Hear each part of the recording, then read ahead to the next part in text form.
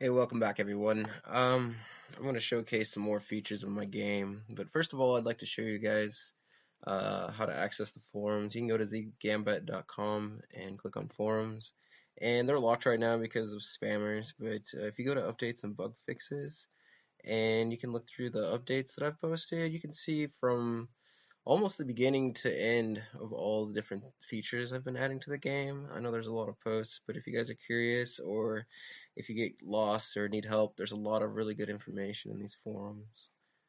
Let's go back to the game. I'm going to show one of my higher level characters today. This one I've been training for about a year now, off and on. Yeah, I do play my own game, but go ahead and connect.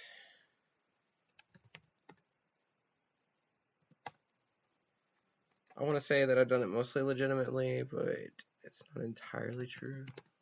He's my unarmed character, and he's rank 60. So we're going to fight some harder enemies today.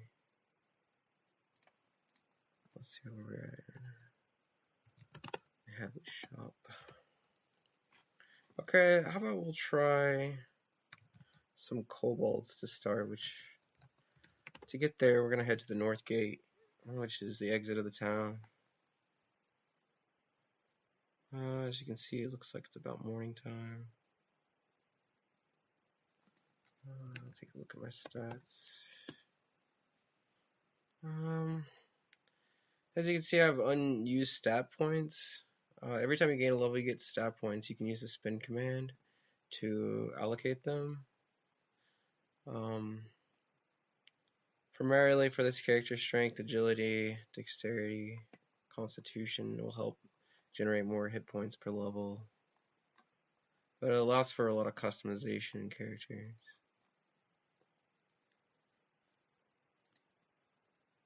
Okay, let's see. We'll head north out of town. And once you get out of town, the area gets a little bit bigger, so it takes longer to go from screen to screen. It also allows for certain mobs to chase you down and track you, so you can't just spam click away. If you happen to run into any bandits, they're not limited to their spawn area, so if they find you, they'll try to track you as far as they can. But for now, we'll start with the easy peasy kobolds, which are around a level 3, I believe. So as you get a little better after fighting the practice dummy, you'll want to come out, maybe fight some kobolds, or stick to the sewers in the town where you can find some rats. Okay, once you reach the dirt clearing, kobolds will start to spawn up. We'll just hang out here for a second. You can also type scan, see if any popped up. Scan will scan all directions, or you can scan a specific direction, which won't take as long. But, of course, you have a more narrow spectrum. Okay, looks like we got company, a red kobold. And let's see what we got here. Should have gotten prepared for my bro. I was dicking around with some swords here. Alright. See what skills you have. You can always type skills ?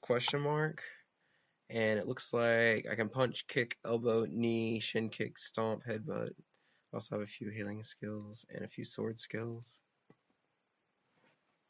Let's go ahead and punch this kobold right in the face. Kobold face. Suffers a bruise to his face. Oh, and he was so easy to hit too. He's actually having a pretty easy time hitting me. We can check my stance. It's because I'm berserk. Let's go normal stance. I should be able to block more of his attacks. Yeah, I'm dodging him. There's also a cool feature on this game which allows you to toggle defenses. Because if you're learning a new defensive move, it'll only go up if you spend skill points on it, or if you're using that skill to evade an attack. So since my dodge is really high, I'm going to continually try to dodge things. Let's say I wanted to use a different skill, I would toggle dodge, and dodge would no longer be active. And that way I could start using sway and sidestep, and those skills would progress faster. And to see what you have, I think it's toggles and PvP toggle is something different, but I have duck and dodge toggled actually, so I'm gonna turn those back on. Toggle duck, toggle dodge, and we're fully equipped. Let's try to elbow this kobold in the face. I do have a critical hit system too, so if I were able to critical hit, it would say, we'll try a shin kick. I also have a move rotation feature built into the Merc. It takes a little bit of playing with, but if you go to pop-up controls and configure your Macro Fighter, you can add up to 20 moves, and you can limit the moves by this entry box right here, and they will rotate in order over and over again. So right now I have a bunch of moves from my other character. I also have a feature where I can load profiles, and I have this guy here. So his moves are going to be punch, kick, elbow, knee, shin kick, stomp, and headbutt. And he doesn't have a weapon because he's a hand-to-hand fighter. And you just go ahead and click set moves, and then that's what this targeting box is for. We'll type in kobold, hit target, and I'll start rotating moves. And it does it instantly after you're ready. So that's a really nice feature to have. Also kind of cuts down on the boredom of training. I realize that a lot of people aren't totally for the whole scripting process because it seems to kill some of the gameplay. But I guarantee you that once I have players, if I catch them scripting, there'll be in-game consequences, not out-of-game consequences. So you'll want to pay attention to your character. Also, I mean, if you're in-game and you catch somebody scripting and you're able to, you can always take advantage of them.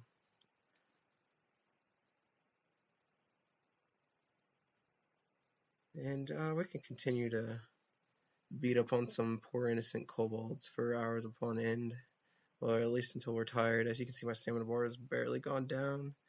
As you level, you'll gain more stamina as well, and higher level moves will start to consume more stamina. But okay, I knocked him unconscious. This script actually will kill it for me too. But let's look and see what we got going on here.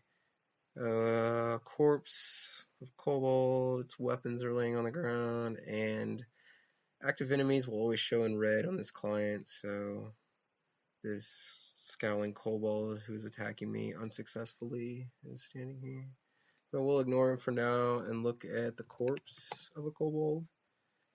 It shows its wounds, and it looks like all it's wearing is a loincloth and a small pouch. Let me get the pouch from kobold corpse. Look in pouch. A pile of coins, and not too bad. We'll empty pouch into my sack. And we don't need that pouch, so we'll go ahead and discard it. And as you can see, it's pretty realistic gameplay. You can only take from unconscious or dead bodies. Anything that's alive, you'll have a lot harder time taking things from. Let's go ahead and retreat out of here. We can retreat a direction, or you can just retreat. We're going to retreat south and try to get away from this kobold because he's going to try to chase me down. See, I have watch on. You can toggle this by typing watch. But I like to watch moving around me, and I can see him moving around. It's very helpful when you're trying to hunt or when you're being hunted. And actually, if you head east from the kobold dirt clearing, you'll come upon a forest, and in that forest, there's a chance that you'll find some bandits. And you typically want to look for a clearing. Bandits are a little more aggressive. Like I said before, they'll chase you down. They're a little more higher level, but they carry better loot. Some of the stuff they carry includes armor, gems, money, knickknacks. Their weapons are worth a little more. Most of the stuff you find in Dark Realms, you can sell it if you find the right person to buy it. It doesn't really factor in the quality of the weapon so much as your ability to haggle with the merchant, so your charisma plays a big part. I noticed somebody moving away from me already to the northwest, so I'll scan northwest. Oh, a hefty haggard to the northwest. Let's try it again. Scan northwest. Still to the northwest. And it does scan in cones. So, like, if you scan to the north and you see something in the north, it doesn't mean it's directly north to you. It just means generally to the north. Here's a dark-clothed scoundrel. Look, scoundrel. Broad-shouldered man. See, he's already wearing some leather armor, and he's wearing a large sack that could contain valuable items. This one looks like a pole arms user. He's got a halberd. And we'll change my little macro here to scoundrel and target him. This script is pretty intelligent. If your move requires you to be next to somebody, it'll approach for you. If you get knocked down, it'll stand up for you. I spent a lot of time developing this client to be able to enjoy playing my own game.